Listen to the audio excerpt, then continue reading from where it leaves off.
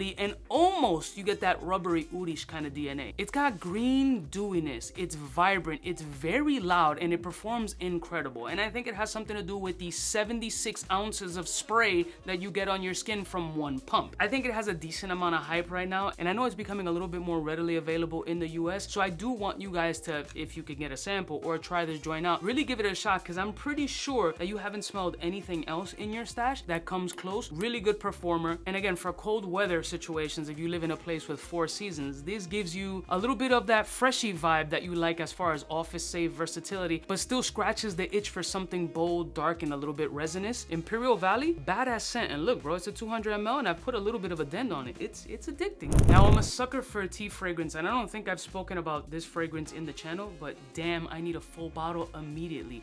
Ajmal Chapter Two. So this is part of a new lineup that they have, Chapter 1 through 5. They're all super different. They're all wildly potent, but 2 speaks to me because it's a blend of beautiful green tea element, not matcha-ish, but herbaceous, with a little bit of an almondy flow. Powdery, sensual, deep, rich, and super creamy. It is gorgeous off the skin. And I know the price point's gonna live in that $100-ish space, and Ajmal really doesn't slack when it comes to performance or originality, and this fragrance is no exception. To be honest with you, the chapters 1 through 5, all of them have their own really strong individuality and strong characteristics to them that I'm super hype of getting all of the fragrances. I got a bunch of minis and I've been trying them out, but this one for me, somehow, some way, just speaks to me. It's the right amount of powdery flow. So you're getting like DHI-ish kind of powdery, but that powderiness is accompanied by 2 things: slight creamy and a little bit of a herbal tea, black tea-ish kind of note. Powdery, sensual, sexy, solid performer. This is gonna go fucking quick. Damn, it's too small. That's what she said.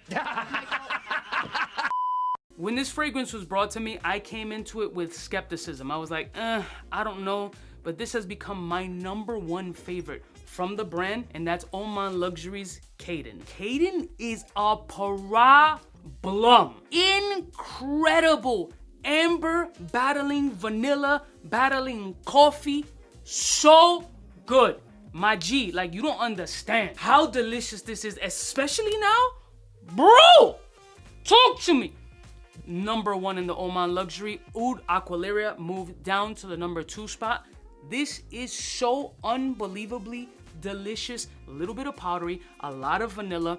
It is so gentlemanly, so classy, non-offensive. It isn't too bold, or there's no note in here that's gonna turn you off. There's nothing here that's fuckboy redundant for me, but there is, I like to call it like a Cubano DNA. There's an element here that speaks to my taste. These are the type of fragrances that I like. But this one on the skin is magic in a bottle. It is absolutely like a great stepping stone to see what Oman luxury can do. Again, I thought Oud Aqualeria was like, oh shit, this is the capability of producing something incredible and being that new kid on the block, but they fucked it up with this one. This Caden? Shit.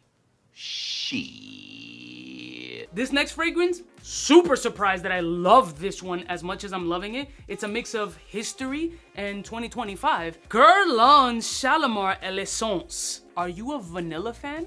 You need it. Like the OG Shalimar, first of all, I may have smelled it once 20 some odd years ago. Apparently it's been out for, or that DNA has been out for 100 years. A very good scent. Well-rounded vanilla fragrances that I've smelled in a long time that smell on me unbelievable. Captivating, alluring, exactly what I want from a vanilla. It's got this warm, toasty, creamy, almost like I need my whole apartment to smell this way. It's a sensuality, it's a silkiness, it's a romanticism in a bottle. This is gorgeous. I mean, Guerlain is known for Guerlain, whatever, is known for doing gorgerific scent profiles, and particularly in that almondy kind of space, but they rocked it.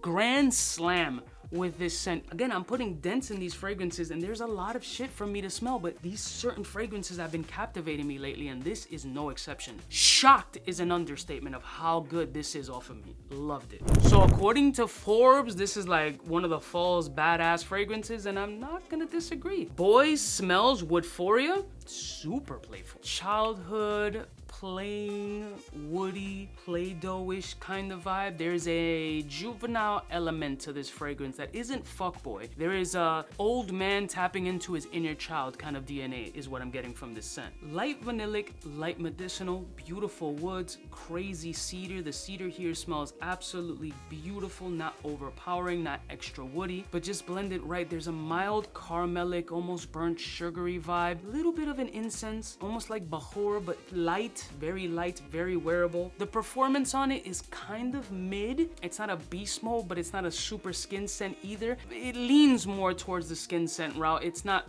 towards the beast mode route, but it's beyond playful, easy to wear, great office scents with some dynamic energy. And essentially it's a brand that I know shit about, but definitely has me curious to smell more. So Boy Smells Woodphoria, very fucking good. I did not expect to be impacted by this fragrance. And I can't say that I was influenced, but I seen a lot of conversation about this fragrance and I tried not to watch any full-length reviews on it because it's just not my thing. Lattafa's Dynasty really took me by surprise. Now, how I interpret this fragrance from the beginning is sospiro vibrato-esque or Bulgari taiga-ish, but it's not that. It reminds me of that. There's a citric vetiver component to it, but neither of those fragrances have the smooth creaminess that this fragrance has. Lattafa knocked this shit out of the park while adding those kind of elements, that tart, limey, vetiver energy, and adding this buttery smoothness, extra kicked up spice with a nice warming tea element to this scent. Let's add vetiver to that energy. Let's add a tart, ginish kind of note, green, dewy, watery. Let's combine all of those shits and put it in a budget space. And that's what you get with Dynasty. This is very like upscale in the Lattafa space. I know that they're tapping into like now more naturals and doing their own DNAs. Like they're really conjuring up some shit in the lab in that Lattafa fucking boardroom or whatever. If this is any inclination of the route that they're taking, sign me the fuck up. This, a problem. And finally, brand new acquisition as well. Love at first sniff because it did plum how I like plum and it added florals into this plum that complemented beautifully. And sometimes you claim to have a plummy note and you don't pick up shit, but Algabra's Grey Plumeria did that beautifully. Ladies, this is something you can definitely pull off, all 5% of you who watch me, and you're not gonna be disappointed. There's a perfect element of sweetness here. it could have gone left very quickly. There's sweetness here is kind of teeter-tottering, like, is this masculine enough? I don't know, kill me. Daddy, chill. It could have gone that route, but it didn't. It stopped perfect.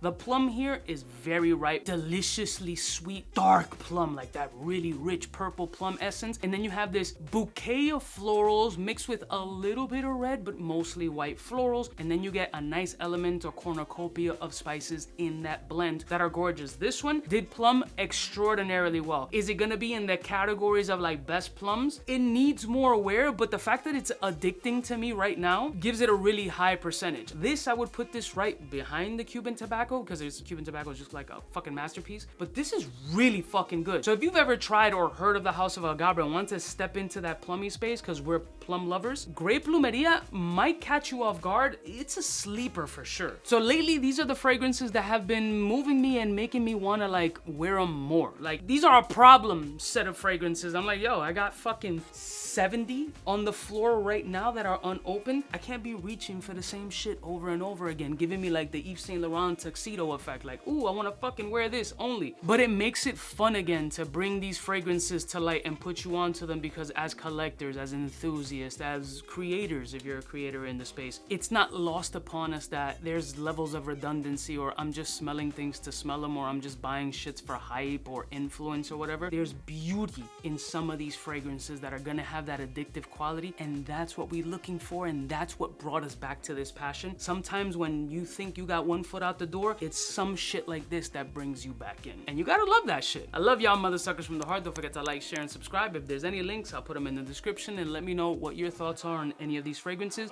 if you smell them. I'll see y'all bitches next time. You know who it is, biggest in the game. Smooches. For the fly gun holder, money folder, motor roller, start tag when it's time to call back. For the rough, rugged, and raw way, this nigga Jay, it's a game, but he don't play. Hey, for all the chicks that got dead in the penthouse suite on top of my mom's crib. It's nonsense, you never get in. It's nonsense that you